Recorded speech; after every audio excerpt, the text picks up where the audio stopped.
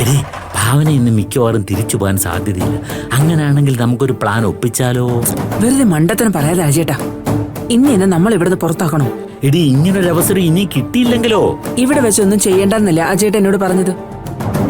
എന്നിട്ട് പറഞ്ഞേക്ക അങ്ങ് മറന്നോ? മറന്നതല്ലടി, ഭാവനെ കണ്ടപ്പം പെട്ടെന്ന് അങ്ങ് തോന്നിപ്പോയതാ. ഒരിക്കലും ഒരു എടുത്തുകേട്ട നല്ലതല്ല അജേട്ടാ. ഇനി ഒരിക്കൽ കൂടി നമ്മൾ പിടിക്കപ്പെടാൻ പാടില്ല. എന്തായാലും ഭാവന വന്ന വിവരം അനിരുദ്ധനെ വിളിച്ചൊന്ന് പറയാം. അയാൾ എന്തെങ്കിലും ഐഡിയ പറഞ്ഞു തരും. അനിരുദ്ധം പറഞ്ഞാലും ഈ വീട്ടിൽ വെച്ച് ഒരു ഏർപ്പാടും നടക്കില്ല. ഞാൻ അയാളെ ഒന്ന് വിളിക്കട്ടെ.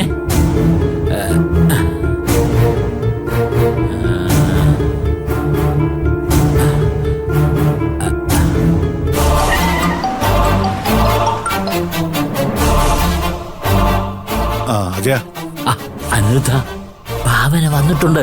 ആണോ? ആ, അല്പം മുമ്പാ വന്നത്. ജയവായിട്ട് നല്ല ലോഹിത്തിലാ സംസാരിച്ചത്. എനിക്ക് സൂക്ഷിക്കണോ ജയ? നിന്റെ മോളുടെ ജീവിതം തെരുവിലാവരുത്. നമുക്കിപ്പൊ തന്നെ ഒന്ന് കാണാൻ പറ്റുമോ? ഇപ്പൊ പറ്റില്ല, ഞാനല്പം തിരക്കില്ല. കാര്യം പറ. ഭാവന തിരിച്ചു പോകുന്നതിന് മുമ്പ് അവക്കിട്ടൊരു പണി നമുക്ക് കൊടുത്താലോ?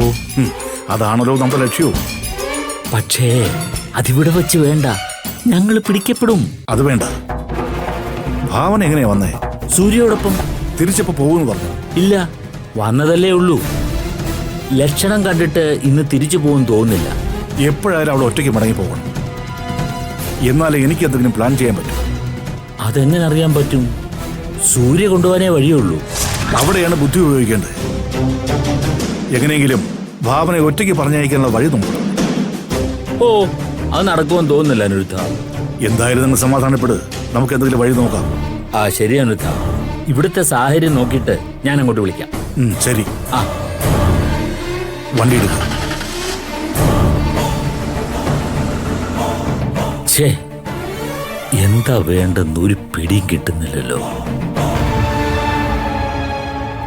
എനിക്കറിയാം അച്ഛനും അമ്മയും ഇവിടെ കയറ്റിയതിലും ഭാവനയ്ക്ക് വിഷമം ഉണ്ടാവുമെന്ന്.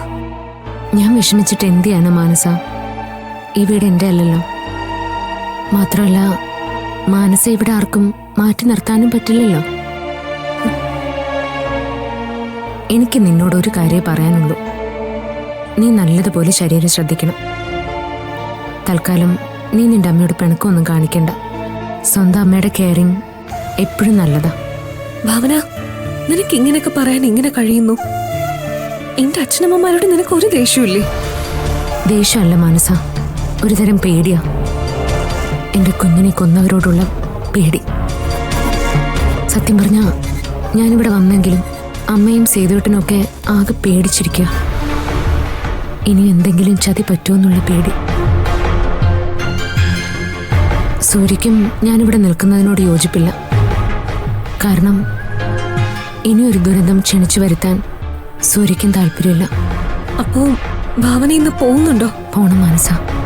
വെറുതെ എന്തിനാ എൻ്റെ അമ്മയുടെ BP കൂട്ടുന്നു? ഞാൻ പോകുന്നു എന്ന് പറയുമ്പോൾ എന്തായാലും ആന്റിക്ക് ദേഷ്യമായിരിക്കും. ഭാവനെ, ഇന്നൊരു ദിവസമെങ്കിലും ഇവിടെ നിന്നൂടെ? നോക്കട്ടെ.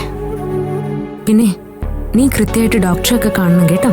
ശരി ഭാവന. ഞാൻ പോയാലും ഇടയ്ക്ക് നിന്നെ കാണാൻ ഞാൻ വരാം.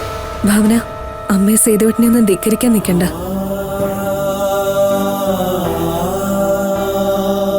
അതെന്തായാലും ഇല്ല. ഇപ്പൊ അവരെ എന്റെ ബലം.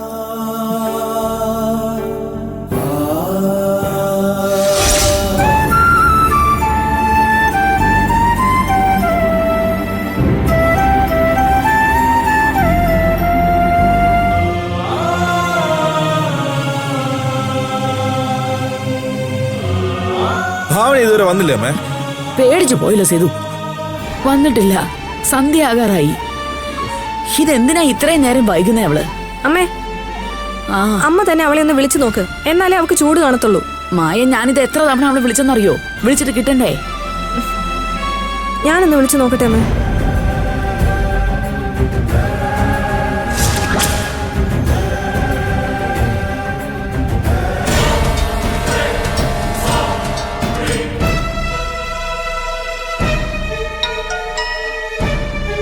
അമ്മേ, ഹലോ ഭാവനെ.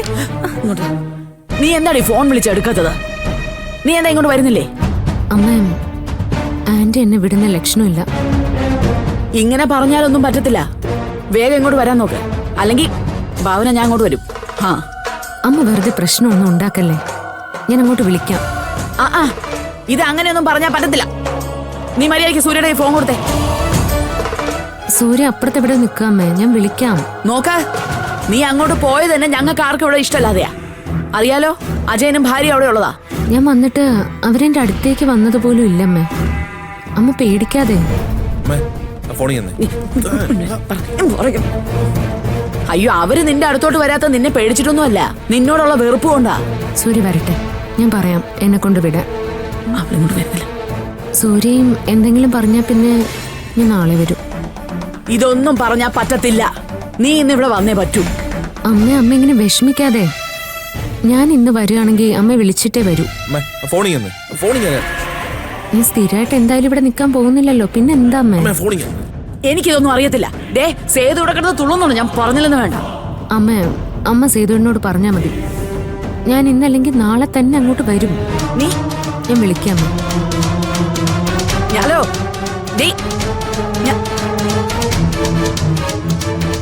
അവളെന്താ പറഞ്ഞേ?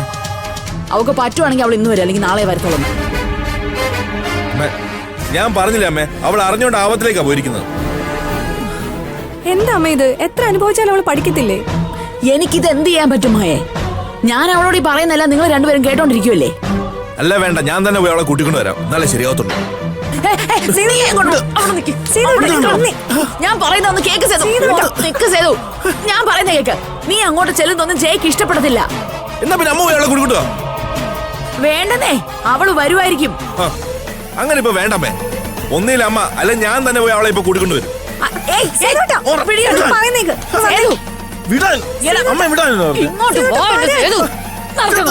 ഞാൻ പറയുന്ന കേക്കടാ.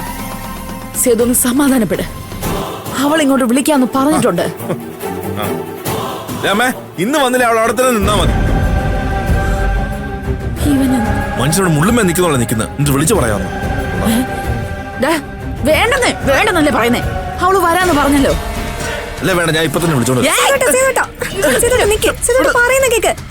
സമാധാനപ്പെട്ടെ. ഭാവന ഇങ്ങോട്ട് വിളിക്കാന്ന് പറഞ്ഞില്ലേ? വിളിച്ചോണ്ട് പോമേ.